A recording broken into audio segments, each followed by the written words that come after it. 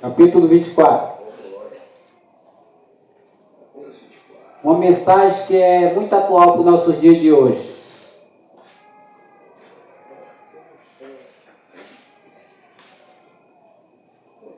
Mensagem que fala sobre os sinais que antecedem a volta do nosso Senhor Jesus. Às vezes é necessário ficar lembrando os irmãos, para que os irmãos não venham esquecer. Até Pedro fez isso. Repetiu o sermão para relembrar os irmãos sobre o ensino da volta de Jesus. Amém? Quero fazer a leitura só do versículo 3 ao 14. Capítulo 24. E diz assim: Jesus estava sentado no Monte das Oliveiras, quando os discípulos se aproximaram dele, e em particular lhe pediram: diz-nos quando essas coisas vão acontecer e qual será o sinal da sua vinda e do fim dos tempos. E Jesus respondeu: tenham cuidado para que ninguém os engane, porque muitos virão em meu nome, dizendo: eu sou o Cristo, e enganarão a muito. E vocês ouvirão falar de guerra e rumores de guerra. Fiquem atentos e não se assustem, porque é necessário que isso aconteça, mas ainda não é o fim, porque nação se levantará contra nação e reino contra reino. Haverá peste e terremotos em vários lugares. Porém, todas essas coisas são princípios das dores.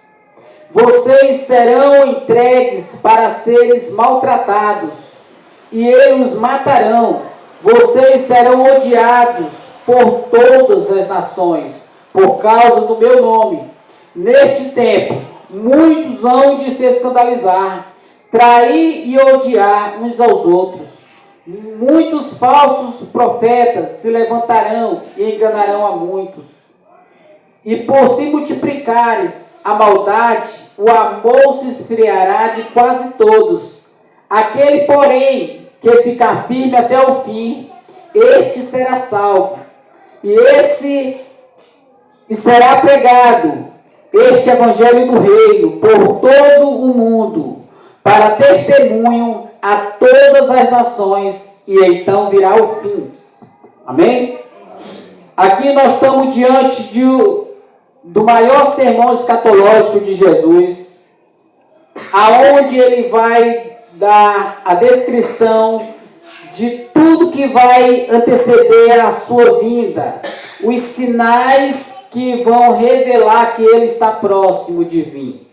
E os sinais que ele vai dar, que nós vamos observar aqui, um é o engano religioso, outro, terremotos, outros, as pestes, que Lucas deixa mais claro, outros, as fomes, e outra, a perseguição religiosa.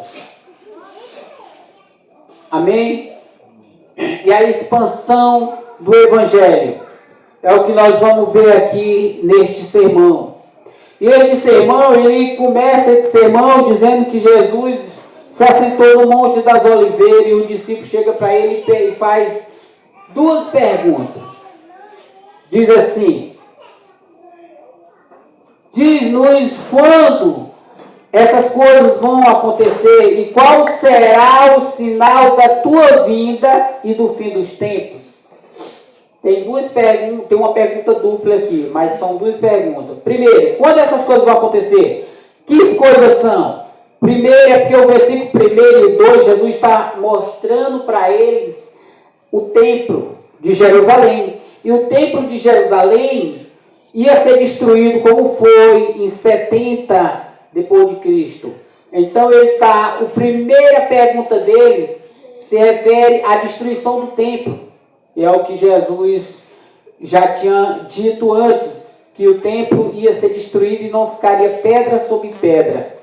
Ou seja, e essa destruição do templo, irmão, é um tipo do juízo final que há de acontecer nos últimos dias, quando Cristo voltar em sua glória como um juízo.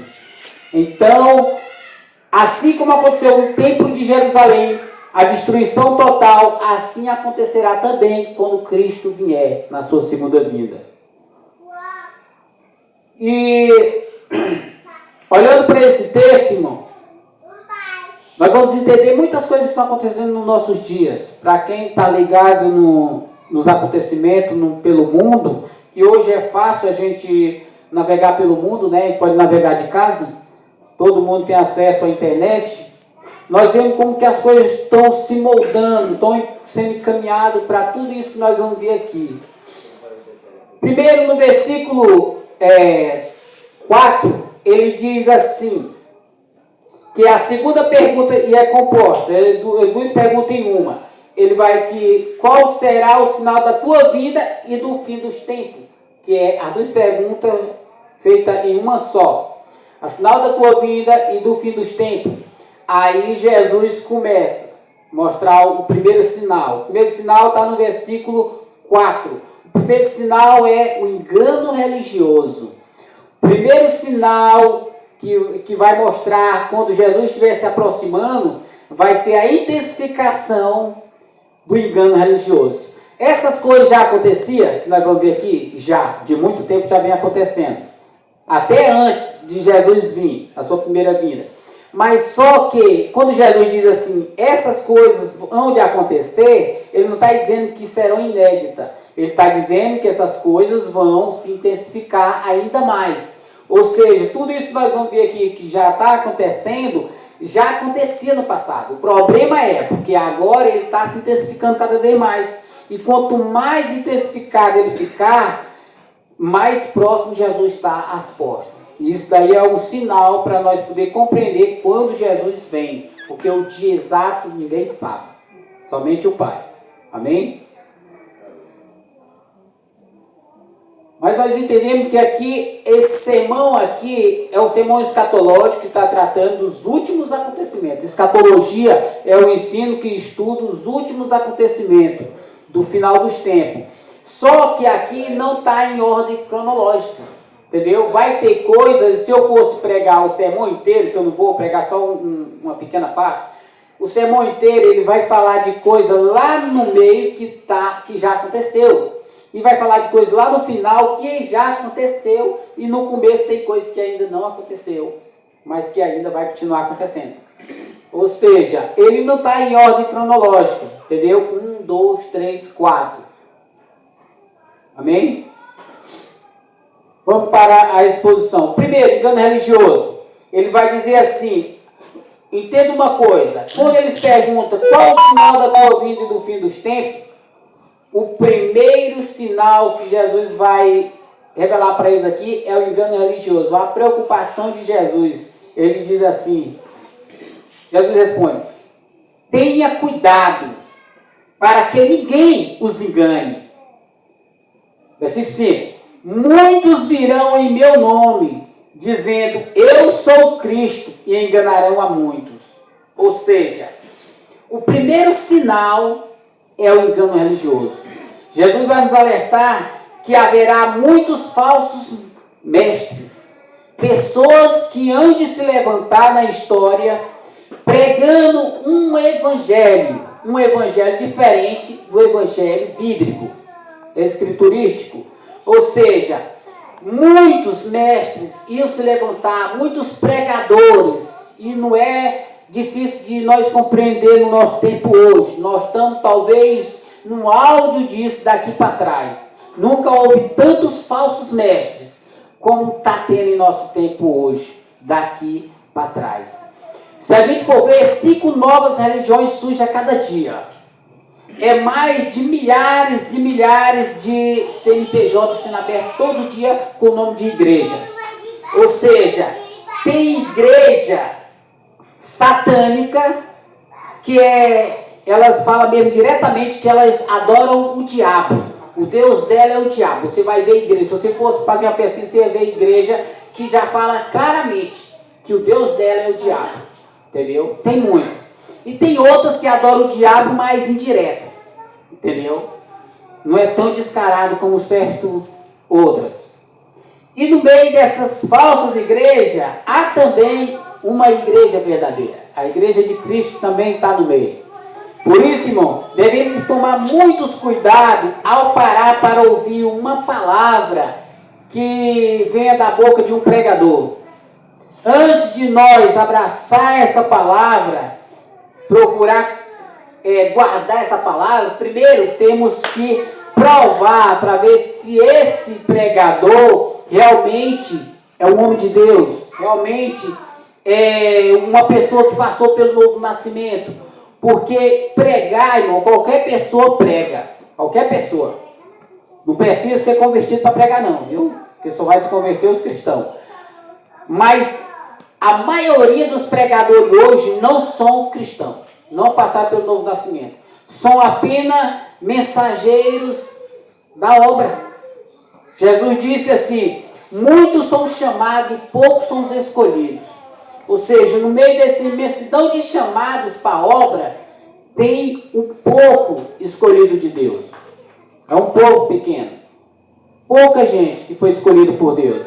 No meio dessa imensidão de evangélicos. Entendeu? Há os cristãos verdadeiros no meio deles. E nós devemos tomar muito cuidado, irmão, porque a palavra de Deus nos alerta o seguinte: ouvir de tudo e reter só o que é bom. Ou seja, nós só devemos pegar aquilo que edifica. Entendeu? Somente aquilo que edifica. O que não edifica você, não ouça. Primeiro ponto aqui é o engano religioso, irmão. E a palavra de Deus diz que eles vão enganar a muitos. Ou seja, não será um, não será dois, não será três, não será quatro. É muitas pessoas vão ser enganadas. E quem vai ser enganado? Quem não tem conhecimento. Uma pessoa que não tem o conhecimento, que não estuda a palavra de Deus, ela está passiva de engano. Ela é comparada a uma folha seca, que é levada pelo vento de doutrina. Chega um falso profeta e levanta uma questão aí, como no tempo do coronavírus. Lembra o tempo do coronavírus? Disseram assim: olha, se você procurar dentro da Bíblia e achar um fio de cabelo, faça um caldo, um suco, faça um chá e toma. Entendeu? Muitas pessoas engoliram cabelo à vontade, irmão. E permaneceram com o coronavírus. E muitos morreram. Engasgados com o coronavírus. Entendeu? Irmão, qualquer pregação, qualquer ideia que vir até os seus ouvidos, vá para a palavra de Deus. Se você não tem conhecimento, busque alguém que tem conhecimento. Pergunte a uma pessoa que tem conhecimento de sua confiança se isso é verdade. Não creia. Uma colega minha lá no interior estava comprando velas. Eu perguntei para quem, ela disse que uma pessoa disse para ela que ia ter 3 dias de apagão. E ela está comprando as velas. Entendeu? Falsos profetas, irmão, enganam as pessoas. Por quê? Porque as pessoas não têm conhecimento. Entendeu? Aí fica aí, ó, vagando à toa, entendeu? Sendo conduzido pelos falsos mestres. E os falsos mestres têm uma finalidade, entendeu? É conduzir você ao inferno. Nunca pense que o falso mestre quer levar você para o céu, porque não existe isso.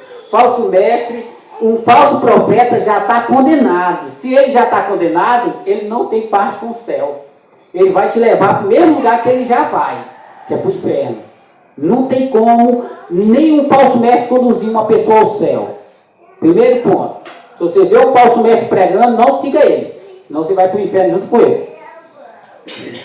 Cuidado, irmão. Primeiro engano. Segundo, nós vamos ver mais na frente. Ele vai dizer assim. Verso 6. E vocês ouvirão falar de guerras e rumores de guerras. Fiquem atentos, olha o que Jesus diz, fiquem atentos e não se assuste, porque é necessário que isso aconteça, mas ainda não é o fim. Ou seja, o próximo sinal são as guerras. Eu pergunto a você, a guerra começou agora? É de agora que está havendo guerra? Não. As guerras já aconteciam muitos anos antes de Jesus vir como homem na terra. Muito antes já acontecia guerra. O que acontece, irmão, é que as guerras sempre estão sendo modificadas. Entendeu? Ó, por exemplo, há 30 anos atrás, o rumor de guerra não era tanto como hoje. Se você olhar nas mídias sociais, irmão, só o que aparece é vídeo mostrando guerra. Tem a guerra da Ucrânia que nunca se acabou, a guerra de Israel que nunca acabou, os Estados Unidos estão fazendo guerra agora, entendeu? A tendência do mundo é entrar num colapso, entendeu? Mundial, em guerra, armamentos. O povo fala de paz, mas é uma paz com guerra, entendeu? A paz do mundo é uma paz de armamento. As pessoas estão investindo, os Estados Unidos investiu não sei quantos bilhões num ano só em armamento, entendeu? E fala de paz. Tem como haver paz desse jeito? Só é guerra, irmão. O que nos aguarda daqui para frente é guerra. Não vai haver paz no mundo. Não espere paz. Se você vê uma pessoa pregando paz, paz, é um falso profeta. Porque não vai haver paz para nenhum de nós enquanto nós estivermos vivos. A paz só vem quando nós, salvo, subir. Aí vem paz para nós lá. Mas aqui na terra não tem paz. Aqui na terra a tendência é a fome aumentar, as pestes, as doenças aumentar, as guerras aumentar, entendeu? A corrupção aumentar. O mundo está corrupto. Está corrompido, irmão. Não tem como. O coração do homem é corrupto. E não tem como um coração corrupto fazer a paz. Entendeu? Porque não tem paz dentro do coração do homem. Então, irmão, as guerras vão se intensificar ainda mais. É só o que a gente vê agora. E à medida que Jesus se aproximar de vir, irmão, mais guerra vocês vão ver. Entendeu? Vai chegar o tempo em que todo o continente vai estar em guerra. O mundo todo vai estar em guerra. Entendeu? Então, haverá morte em massa de pessoas mendigando. Porque a guerra produz fome, produz doença, produz escassez de alimento, porque tudo se destrói, campo, fábrica, empresa, hospitais, templos, igrejas, entendeu? Tudo isso será destruído, porque guerra só traz destruição. Então, irmão, o que nós devemos fazer é se preparar, entendeu? E os sinais são bem claros. Não tem como a pessoa dizer assim, mas eu nunca vi falar de guerra. Não tem como. Só um surdo para não ouvir falar de guerra, mas ele tem os olhos e ele vê, entendeu? Ainda que ele não ouça, mas ele está vendo. Não tem desculpa. São sinais, irmão, que Jesus se aproxima. E o texto aqui, o título do texto são princípios das dores. E nós vamos ver o versículo mais adiante. Ele vai dizer assim, versículo 7. Versículo 6 ainda. Acontecerá, mas ainda não é o fim, porque nação se levantará contra nação e reino contra reino. Aí no final ele vai falar assim, no final do 8 ele vai falar assim, todas essas coisas são princípios das dores. Ou seja, a analogia usada aqui é de uma mulher em trabalho de parto. Tem 3 mulheres aí que já pariram, sabe muito bem que quando a mulher engravida, ela tem um tempo de paz ali, né? Sem dor. Aí depois começam as contrações, as dor. Mas as primeiras dor, você já entende que é normal, né? É uma dorzinha assim, você diz assim, daqui não é para a criança nascer, não. Aí vai aumentando a dor. À medida que a criança se aproxima do dia certo, a dor vai aumentando, né? Se intensificando. Aí se intensificando. Quando a dor está quase insuportável, a mulher corre para o hospital, que a criança está nascendo. A ideia aqui é esta, entendeu? Quando todos esses problemas que o mundo está entrando, esse caos aumentar, chegar ao auge da dor, a grande tribulação, aí Jesus vem, entendeu? Mas nós estamos no princípio das dores. Aqui é só um alerta, irmão. Não é para você saber o dia exato, não. É para você ficar atento que Jesus está voltando. O que isso prova para nós é que Jesus vem. A certeza que nós temos é que ele vem. Entendeu? No versículo 7 diz assim: porque nação se levantará contra nação e reino contra reino. Haverá fomes e terremotos em vários lugares. E Lucas vai acrescentar com pestes. Ou seja, como eu falei agora há pouco, fomes haverá em vários lugares. Aí chega o tempo que nós vamos ver os montes, esses cadáveres para todo lado, gente morta de fome. Entendeu? Olha, se você for ver esses países de guerra hoje, entendeu? Afeganistão, que guerreia direto, Sudão, esses países aí, o Irã, esses países aí, irmão, as pessoas morrem mais de fome do que de guerra, entendeu? A fome é o pior da guerra, é a fome, porque a guerra destrói tudo, entendeu? E a fome é que governa, acaba matando, fome e sede, porque as fontes são destruídas, tanto de alimento como de água, entendeu? Ele vai falar em terremoto, sempre houve terremoto, a diferença está na intensificação dos terremotos. Tem lugar, tipo assim, no Brasil, por exemplo, Brasil há alguns 50 anos atrás, ninguém vai falar em terremoto no Brasil. Hoje, se você for fazer uma pesquisa, irmão, quase todos os dias tem terremoto no Brasil. Só que de baixa magnitude você não vai sentir o abalo, entendeu? Mas tem país aí, irmão, que os terremotos devastam uma cidade inteira, estado inteiro. Nos Estados Unidos, por exemplo. Estado inteiro são varridos em terremoto. Terremoto que causa tsunami, maremoto, aquelas ondas de água muito altas, que dali são um terremoto, são as placas tectônicas se movimentando e gera terremoto, um abalo sísmico. Assim, irmão, são sinais da volta de Jesus. O mundo, irmão, o planeta inteiro está sentindo as contrações das dores de parto da mulher. Entendeu? O planeta todinho está sentindo as dores.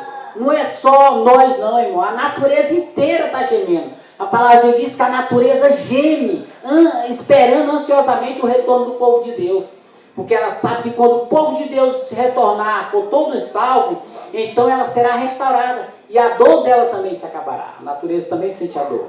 Não é só nós. Entendeu? O planeta inteiro está assim. Os alicerces da terra estão sendo abalados.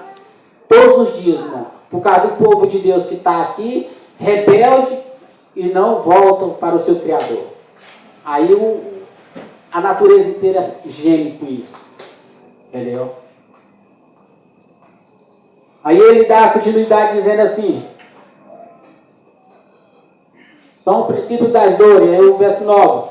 E vocês serão entregues para seres maltratados, eles os matarão e vocês serão odiados por todas as nações por causa do meu nome. Ou seja, agora ele vai falar mais diretamente a respeito da perseguição religiosa. Pessoas que vão perseguir os cristãos. E perseguir por quê? Porque tem raiva de Delcione? Tem raiva de mim? Não. Por quê? Por causa do nome de Jesus. O mundo odeia Jesus. E vai odiar os seguidores de Jesus também. Irmão, o nome de Jesus é um nome que as pessoas não querem. Não é como o nome de qualquer pessoa. Se você disser assim, eu sigo um fulano, um cara mais rico do mundo aí, mais famoso, pronto, você vai morrer sozinho seguindo ele. Mas se você disser que é um seguidor de Cristo, é um cristão, o mundo inteiro vai te perseguir para te matar, irmão. Por causa do nome de Jesus. Entendeu? Porque o mundo odeia Jesus. Odeia Cristo. E vai odiar nós também. Entendeu? Então eles vão nos entregar para ser perseguidos. Eles vão nos trair, nos entregando às autoridades. Eles vão nos matar, como em muitos países eles estão matando cristãos aos montes. Entendeu? Isso onde acontecer, irmão. Entendeu? Mais uma notinha de rodapé. Talvez você tenha pensado, então é ruim demais ser cristão. Irmão, mas se você for morto pelo nome de Jesus, você é salvo. Porque é na morte que os cristãos vencem o maligno. É na morte que você vai vencer o diabo. É na sua morte. Entendeu? Porque os cristãos já estão salvos. Tem uma vida eterna pela frente. Com Deus. Só vão sair daqui para outra vida. Se o diabo matar um de nós, através dos seus agentes, eles só estão antecipando a nossa viagem para o céu. Diferente daqueles que não serão perseguidos. Um dia vão morrer. e vão para o inferno. Aí vão sofrer eternamente. Entendeu? Por isso é melhor morrer perseguido pelo nome de Jesus, sem negar, e ir para o céu, do que não ser perseguido a vida inteira e ir para o inferno depois. Sem conhecer Jesus. Amém? Aí no versículo 10. Neste tempo, muito hão de se escandalizar, trair e odiar uns aos outros. Falar sobre o escândalo religioso. Isso está muito escancarado no nosso dia, não está? O escândalo. Dá para todo mundo perceber como que as igrejas hoje estão escandalizando o nome de Jesus. E não é o mundo não, só é a igreja. Você vê pastor no meio do carnaval pulando e orando e dizendo que aquilo lá é obra de Deus. Você vê cristão dando testemunho, dizendo que o Espírito Santo foi lá e disse, não, minha irmã, não vai nessa saia não, vai pular carnaval de vestido, uma roupa mais longa. Coisa do diabo, irmão, isso daí não escandaliza? Escandaliza o nome de Jesus, irmão. As pessoas lá fora olham para essas pessoas assim e dizem assim, ixi, esse daí é crente. Prefiro não ser, entendeu? E endurece o coração. Sem contar dos roubos, das fraudes dentro das igrejas, irmão. Isso é uma vergonha para nós cristãos, ter pessoas no nosso meio que fazem isso, sujando o nome da igreja na terra, sujando o nome de Cristo na terra, entendeu? Endurecendo o coração das pessoas, para que as pessoas odeiem mais ainda o nome de Jesus. Porque as pessoas odeiam o nome de Jesus pelas obras da igreja na terra. Porque quando nós não damos bom testemunho, nós damos mau testemunho. Entendeu? E as pessoas se baseiam pelo que elas veem. Se ela vê um irmão roubando, ela julga a igreja todinha sendo igual. E até o próprio Cristo. Entendeu? É assim, irmão. O escândalo está no mundo inteiro. O escândalo religioso. Vamos indo para o fim. Verso 11 diz assim.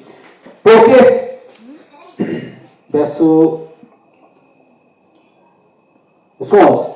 Porque falsos profetas se levantarão e enganarão a muitos. Novamente, ele está frisando a respeito dos falsos profetas que hão de se levantar e estes vão enganar a muitos. Eu já falei isso.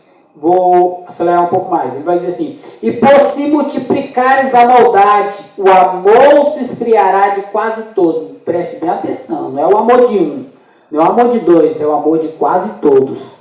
Irmãos, a igreja está vivendo o pior dos seus tempos daqui para trás. Porque o escândalo dentro da igreja, a maldade dentro da igreja está tão grande, que muitos dos irmãos estão se esfriando na fé. Estão se afastando, entendeu? Se afastando de Cristo mesmo, voltando para o mundo, por causa da maldade que eles observam através da igreja, dos irmãos, entendeu? Nós, como os irmãos, nós não temos amor pelo próximo, não estamos conseguindo passar o amor de Cristo para o nosso próximo. E isso está fazendo com que os irmãos se escandalizem e esfriem cada vez mais. A igreja está fria, entendeu? Estão descaindo da sua firmeza, daquilo que antes ele afirmava com certeza, agora eles estão renegando a sua própria fé, que antes eles afirmavam. Por quê? Por conta do aumento da maldade dentro da igreja. E daqui ele está falando fora no mundo não, porque no mundo a maldade é normal, mas dentro da igreja é um absurdo. Quando o mundo olha para a igreja, ela pensa ser o céu, o melhor lugar. Quando alguém está passando por dificuldade, para onde é que ele corre? Para dentro da igreja. Ah, vou consultar o irmão. Ah, vou pedir orientação ao pastor. Aí quando chega lá, encontra uma pessoa de coração duro, rancoroso, pior do que o ímpio, entendeu? Aí endurece o coração ainda mais. É o que está acontecendo, irmão. Os irmãos estão se afastando e as lideranças não estão tendo amor para ir buscar eles, mas estão entregando para o mundo, deixa que morra lá. E assim está acontecendo nas lideranças de hoje. Elas não estão preocupadas com aquele irmão doente, não estão preocupadas com aquele que está fraquejando na fé. Elas estão preocupadas com aquele que dá dinheiro, com aqueles que são melhor de condição. É isso que está acontecendo. E ele continua dizendo, verso 13: porém, aquele que ficar firme até o fim será salvo. A promessa da salvação, irmão, exige que nós ficamos firmes até o fim. Entendeu? É necessário que nós permanecemos de pé até o fim, para que nós possamos herdar essa promessa. E ele vai dizer assim: muitos, e será pregado este evangelho do reino por todo o mundo, para testemunha a todas as nações, e então virá o fim. O fim, irmão, ele vem, mas para que ele venha, é necessário que se cumpra tudo isso, principalmente a expansão do evangelho. O evangelho aqui não é os evangelhos, mas é o evangelho, está no singular. Este é o evangelho do reino. É necessário que o evangelho verdadeiro, que é o evangelho do reino, alcance não todas as pessoas necessariamente, que todos os ouvidos vão ouvir, mas que todas as etnias, povos, nações, línguas, todos os lugares tem que ser pregado o evangelho, para testemunhar todas as nações. Todas as nações têm que ser testemunhadas do nome de Jesus, para que ninguém tenha argumento, e assim, eu não tive oportunidade, não foi pregado na minha região, onde eu moro ninguém falou de Jesus. Falou, é porque você se isolou, não quis ouvir, entendeu? E hoje, irmão, é até difícil de uma pessoa ficar sem ouvir, por conta da internet. Todo mundo tem acesso à internet, entendeu? Rádio, televisão, todos, está se cumprindo, irmão. Talvez essa profecia está se cumprindo no nosso tempo, porque nós estamos no tempo do mundo aberto. A internet trouxe o mundo até nós. E para muito do passado estava fechado. Para agora está aberto. Nós navegamos pelo mundo todo sem sair de casa. Entendeu? E é isso, irmão. Jesus vai voltar. E os sinais estão aí, diante dos nossos olhos. Só não vê quem não quer. Por isso, irmão, olha, observando os sinais, que nós venhamos nos preparar para aguardar a volta do nosso Senhor Jesus. Amém? E o primeiro passo para estar preparado é reconhecer Jesus como seu Senhor e Salvador. Ninguém pode estar preparado se não reconhecer Jesus como seu Senhor e Salvador. E para aqueles que reconhecem, viver uma vida de santidade. Procurar viver uma vida de santidade. Ser honesto, obediente. Entendeu?